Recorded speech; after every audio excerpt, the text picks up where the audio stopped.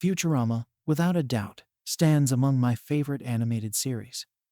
By navigating the boundaries between fiction and science, this masterpiece unveils the scientific concepts behind its engaging comedy.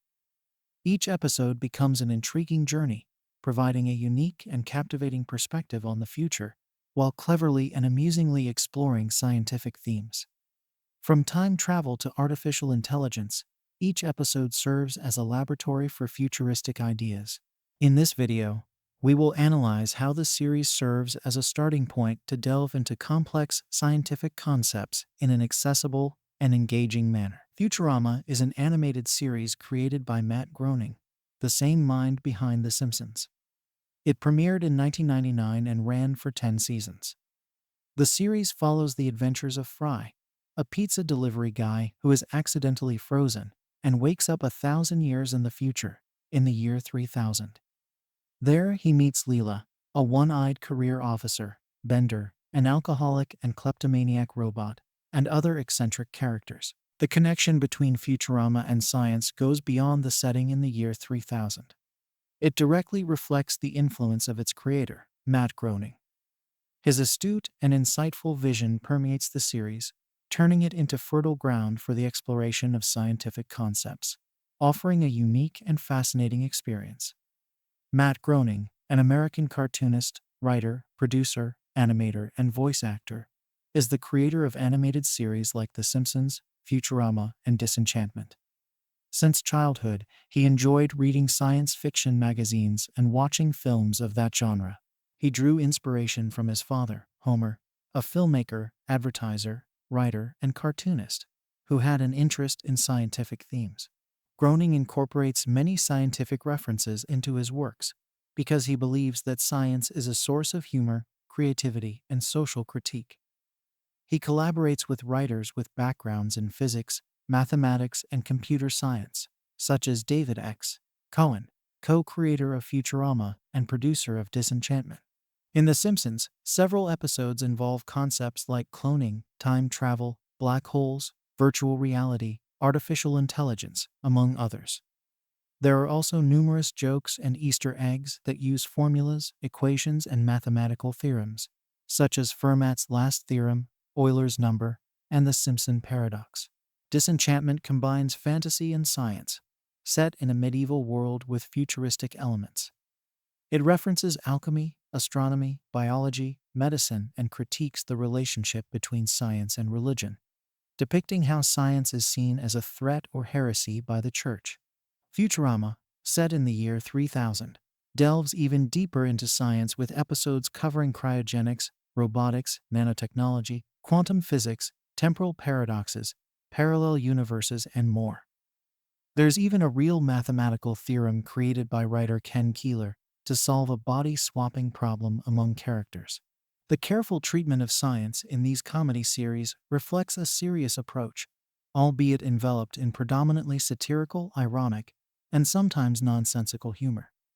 It's remarkable how these productions uniquely explore scientific concepts, providing an intelligent and critical perspective, while keeping humor as a central element of their narrative. As a fervent enthusiast of all three series, I highlight Futurama in today's video. The plot is a feast for science enthusiasts, full of references, jokes, and situations involving fundamental concepts of physics and mathematics, as well as surprising forays into biology and astronomy. Moreover, Futurama not only plays with science, but also cleverly explores how technology shapes society, offering insightful views on its impacts, both positive and negative. I previously mentioned the creation of a real mathematical theorem by Ken Keeler specifically for an episode of the series. There is no exaggeration in stating the meticulous care taken in the production of Futurama.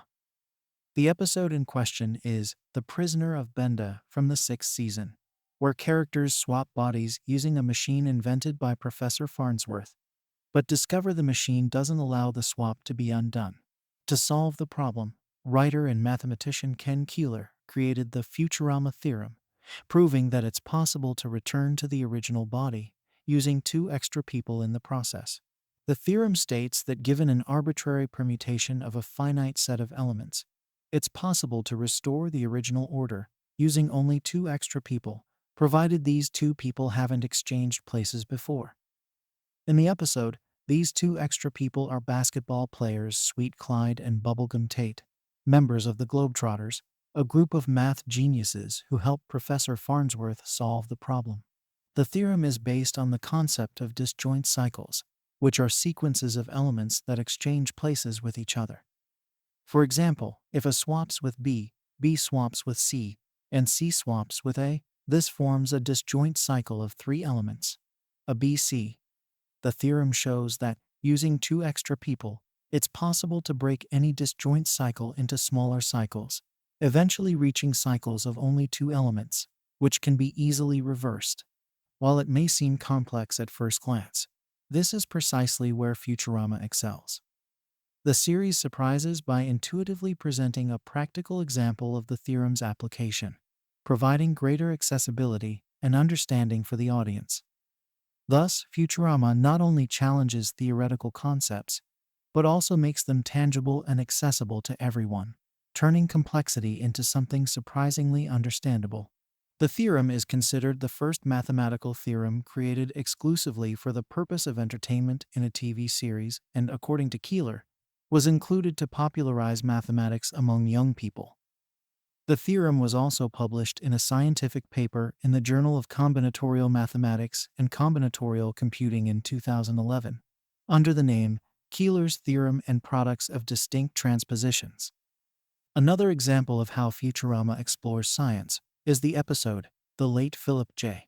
Fry from the 7th season, which won an Emmy for Best Animation in 2011. In this episode, Fry, Bender, and Farnsworth time travel, using a machine that only goes to the future, witnessing the end and restart of the universe. The episode tackles concepts like the Big Bang Theory, entropy, the grandfather paradox, and the dimensions of time and space. Futurama also addresses controversial topics related to technology, such as cryptocurrencies, artificial intelligence, and cloning. The series raises ethical and moral questions about the use of these technologies, showing how they can bring benefits, but also problems to humanity. The episode, A Clone of My Own, is the 10th episode of the 2nd season of Futurama and the 23rd episode of the series. It marks the first appearance of the recurring character Cubert Farnsworth, Professor Farnsworth's clone. The episode tells the story of how Professor Farnsworth decides to create a clone of himself to be his successor. But the clone has no interest in science and criticizes the professor's inventions. The episode is a parody of the Pinocchio story, where the wooden puppet wanted to become a real boy. The professor's clone is named Cubert, a reference to the cube, the simplest geometric shape. The episode also references Star Wars 2001, A Space Odyssey, The Godfather, and The Wizard of Oz. The episode was written by Patrick M. Verone and directed by Rich Moore. It received positive reviews from fans and critics, and was considered one of the best episodes of Futurama. Futurama had a tumultuous run on television, being canceled and revived several times. The series premiered in 1999 on Fox, but was canceled in 2003 after 4 seasons due to low ratings and conflicts with the network.